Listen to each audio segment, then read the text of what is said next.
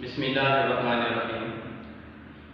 السلام علیکم پیارے طلبہ، کیسے ہیں آپ سب؟ امید ہے آپ سب خیریت سے ہوں گے اور میری دعا ہے کہ اللہ تعالیٰ آپ کو اپنے حفظ و امان میں رکھے۔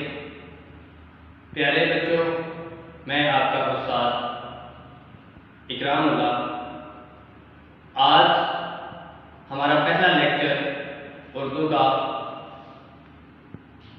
مجھے میرے دوستوں سے بچاؤ سبق ہے ہمارے پاس، سجاد حیدر جلدرم کا یہ لکھا ہوا سبق۔ بیٹا آج ہم اس سبق کے سوالات کے جوابات کریں گے، جس کے لیے میں آپ کو وائٹ بورڈ کی طرف اشارہ کرتا ہوں۔ وائٹ بورڈ کی طرف آئیں تو دیکھیں پیارے بچوں، اس میں ہمارا لیکچر نمبر 1 آج کا جو ہے مجھے میرے دوستوں سے بچاؤ، یہ سبق سجاد حیدر جلدرم نے لکھا ہے۔ اس میں دیکھیں بیٹا سوالات ہمارے پاس وائٹ بورڈ پہ لکھے ہیں، ساتھ میں ان کے جوابات بھی درج ہیں، تو میں ان کو ایک بار پڑھ کے دیتا ہوں تاکہ آپ لوگوں کی صحیح طرح سے رہنمائی ہو جائے۔ تو پہلا سوال دیکھیں بیٹا اس میں کہ الف جز میں ہمارے پاس ہے چاندنی چوک میں فقیر کی تقریر کا لب لباب کیا تھا۔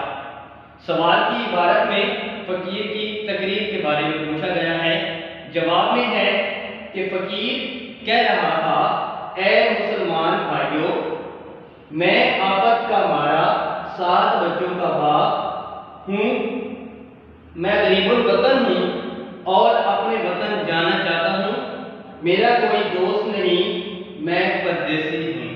یہ غریب کی تقریر تھی پہلے سوال میں۔ دوسرا سوال ہمارے پاس، مصنف پر فقیر نے کیا اثر کیا، یعنی مصنف کے اوپر فقیر کی عادات کا اثر کیا ہوتا ہے، اس کے بارے میں ہے۔ جواب ہے ہمارے پاس، مصنف نے جب اپنی حالت کا مقابلہ فقیر سے کیا تو بہت سے معاملات میں اسے خود سے بہتر پایا۔ سوال نمبر 3، مصنف کو اپنے بے تکلف دوست بھڑبڑیا سے کیا شکایت تھی؟ مصنف کو اپنے اس دوست سے یہ شکایت تھی کہ جب وہ آتا ہے تو شور مچاتا ہے، اور شور مچاتے ہوئے آتا ہے اور اس کا آنا بھونچال کے آنے سے کم نہیں ہوتا۔ یہ 3 سوال ہیں۔ اس کے بعد چوتھا سوال ہمارے پاس ہے، محمد تحسین کی گفتگو کا محور کیا ہوتا ہے، یعنی محمد تحسین جب بات چیت کرتے ہیں اپنے مصنف دوست سے تو کون سی ایسی چیزیں ہیں جو ان کی گفتگو کا مرکز بنتی ہیں؟ تو محمد تحسین کی گفتگو کا محور ان کی بیوی بچے اور ان کی بیماری ہوتا ہے۔ آخری اور 5واں سوال ہمارے پاس ہے، مصنف کے کون سے دوست ادب کے زیادہ دلدادہ ہیں؟ دلدادہ سے مراد ادب کا شوق رکھنے والے شوقین، تو اس میں شاکر خان صاحب جو ہیں یہ مصنف کے دوست ہیں جو ادب کے زیادہ دلدادہ ہیں۔ پیارے بچوں، آج ہم نے 5 سوالات اس سبق کے ان کے جوابات بھی پڑھے ہیں۔ آپ میں سے جن بچوں کے پاس یہ پہلے سے لکھے ہوئے نہیں ہیں اصل کاپیوں پر، وہ ان کو لکھ بھی نہیں، اور ان کو آپ بیٹا آپ نے اچھی طرح سے یاد کرنا ہے۔